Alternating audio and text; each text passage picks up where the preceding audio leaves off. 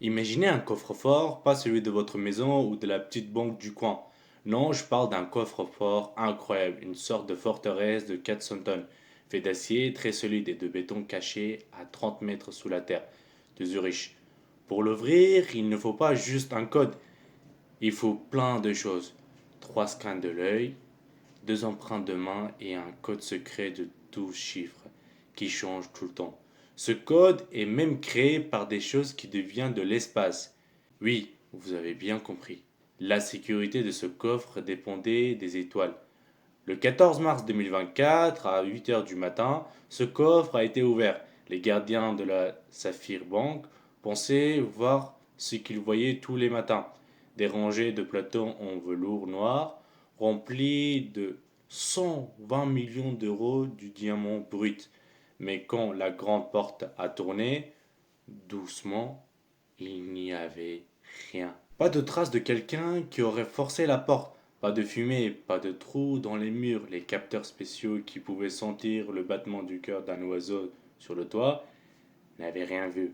Les caméras qui filmaient tout en très haute qualité montraient une pièce vide et calme toute la nuit. La police suisse a d'abord pensé à un coup monté de l'intérieur, puis à une erreur d'ordinateur. Certains ont même parlé de magie, mais la vérité est bien plus étonnante et surtout très logique. C'est l'histoire de Victor Lemoine, un homme qui n'a pas utilisé de bombes, d'armes ou d'amis pour l'aider. Un homme qui juste décidait que les règles de la nature étaient plus fortes que les règles des hommes. Qui était Victor Lemoine? Si vous l'aviez croisé dans la rue, vous n'aurez jamais imaginé que c'était lui qui avait fait le vol le plus incroyable de notre époque. Victor était un ingénieur très doué. Pendant 15 ans, il a travaillé pour Securitas Global, l'entreprise qui fabrique les systèmes de sécurité pour les plus grands banques. C'était lui qu'on appelait pour trouver les faiblesses. C'était le testeur, celui qui devait essayer d'entrer dans les endroits les plus sûrs du monde. Mais Victor avait un problème. Il était trop intelligent pour ses chefs. En 2021, il a écrit un rapport de 200 pages pour le Saphir Bank. Il expliquait que leur nouveau système, impossible à percer, avait une grosse faiblesse à cause de la chaleur et du bruit. La banque l'a renvoyé. Ils ont dit que ses idées étaient trop folles et qu'un tel vol demanderait des moyens que même un pays n'aurait pas. Victor est parti avec ses affaires, mais avec une idée bien précise en tête, leur montrer qu'il avait tort. Pendant les 2 années qui ont suivi, Victor a disparu. Il a loué un petit studio de 20 mètres carrés, juste en face de la banque. Il n'est pas devenu un criminel du jour au lendemain. Il est devenu quelqu'un qui observe tout.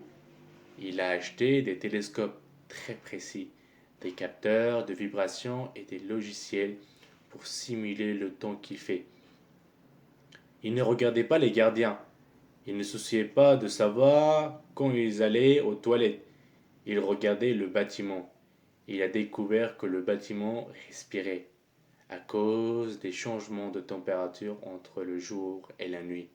Le béton bougeait un tout petit peu. Il a remarqué que le tramway qui passait à 14h15 faisait vibrer les vitres d'une certaine manière. Chaque petit détail était une note dans la musique qu'il était en train de composer. Voyons ce que Victor avait en face de lui. La Saphir Bank n'était pas une banque normale, c'était un dépôt de valeur, un endroit où l'on garde des choses très chères. Premièrement, la cage anti-ondes. Le coffre était entouré d'un filet de cuivre.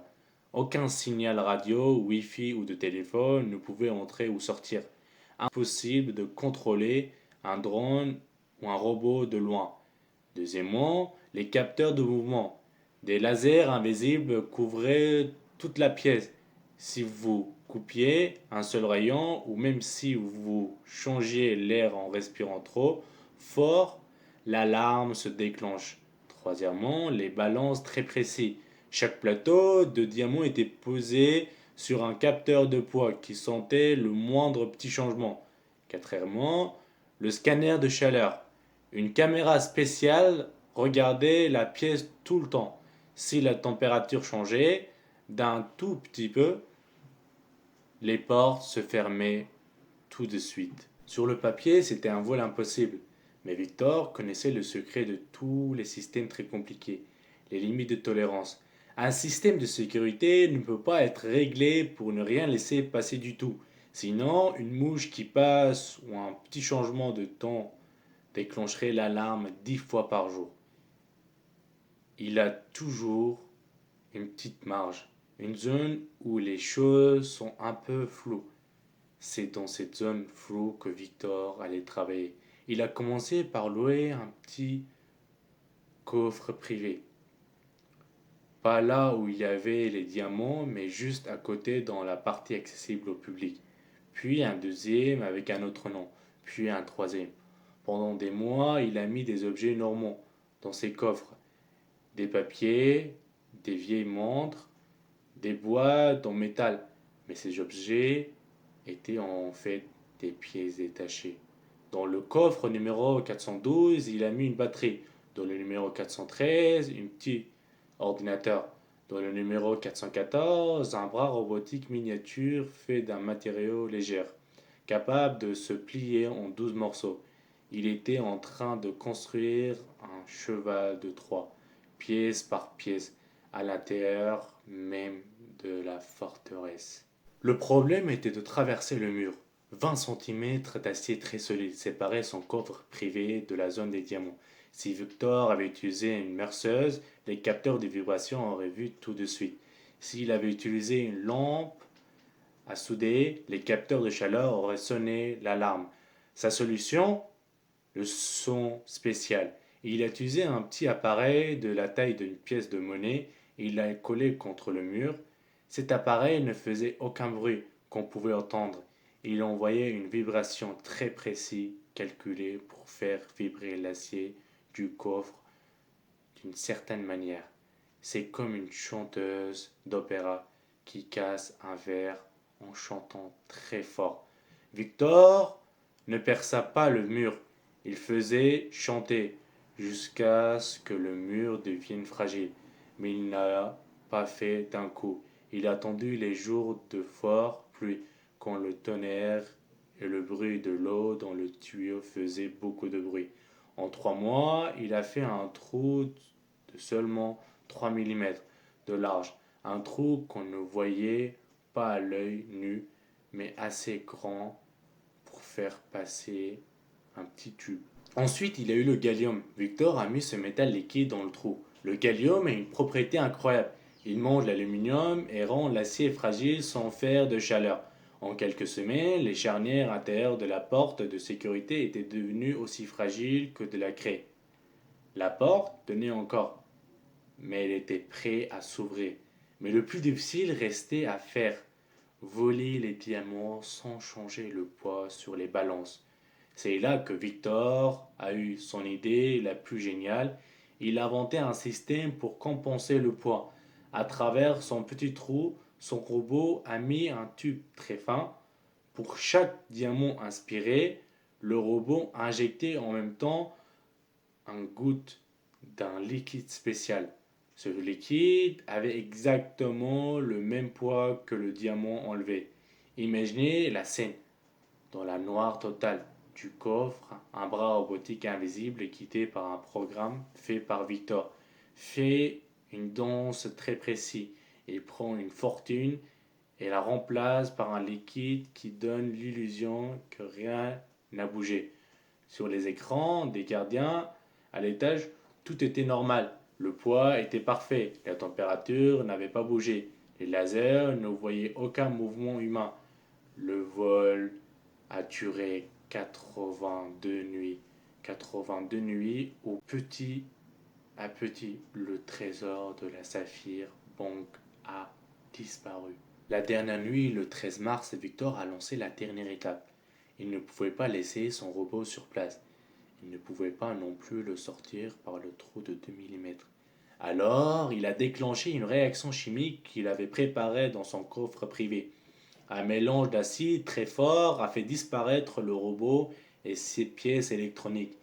Il n'est resté qu'une sorte de boue inoffensive qu'on ne pouvait pas identifier. Victor est allé à la banque une dernière fois le lendemain matin et il a dit bonjour au gardien comme il faisait depuis 2 ans. Il est descendu dans la zone des coffres privés. Il a ouvert son coffre, a mis les derniers diamants dans sa mallette en cuir et rendu ses clés. Il a même donné un pourboire au concierge. 2 heures plus tard, il passait la douane à l'aéroport de Zurich. Il n'avait pas de diamants sur lui. Attendez, comment ça? Elle était vide. C'est là que l'histoire devient vraiment incroyable. Victor savait que s'il était attrapé avec 120 millions de diamants, il finira sa vie en prison. Il n'a pas emporté les diamants, il les a envoyés par la poste pendant les 82 nuits du vol. Victor a envoyé 82 petits colis normands par la poste suisse à des adresses de personnes qui n'existaient pas vraiment partout dans le monde. Des colis assurés pour 50 euros qui disaient contenir des échantillons de pierres pour collectionneurs. La police cherchait un voleur avec un sac de sport plein de bijoux. Il ne cherchait pas un homme qui faisait confiance à la poste. Quand cette histoire folle a éclaté, la Saphir Bank a failli faire faillite. Ce n'est pas seulement l'argent, c'était la honte. 6 mois plus tard, le procureur de Zurich a reçu une enveloppe. Pas de nom d'expéditeur dedans, il y avait le rapport original de Victor Lemoine, celui qui avait jeté à la poubelle 3 ans plus tôt. En bas de la dernière page, Victor avait ajouté un petit mot, écrit à la main. La logique est la seule serrure qu'on ne peut pas forcer, mais c'est aussi la seule clé qui ouvre toutes les portes. Merci pour la leçon, Victor Lemoine n'a jamais été retrouvé. On dit qu'il vit sur une île privée, mais c'est sûrement une légende. C'est qu'un vrai par contre, c'est que le dépôt Saphir a fermé pour toujours. Ils ont compris que peu importe l'épaisseur de l'acier ou la complexité des codes, face à un homme qui comprend les règles de la nature et qui est très patient, aucun coffre n'est jamais vraiment fermé.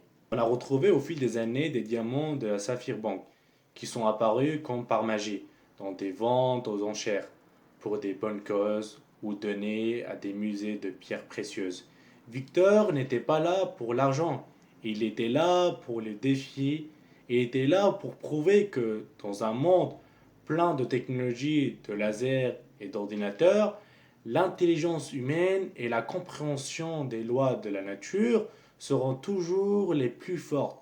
Alors, la prochaine fois que vous entendez parler d'un système parfait, pensez à Victor Lemoine et demandez-vous si, quelque part dans l'ombre, quelqu'un n'est pas déjà en train d'écouter le bâtiment raconter ses secrets. Ce n'est peut-être qu'une histoire, ou peut-être pas. Si tu veux découvrir d'autres mystères, abonne-toi et rejoins-nous pour la prochaine enquête. À très bientôt.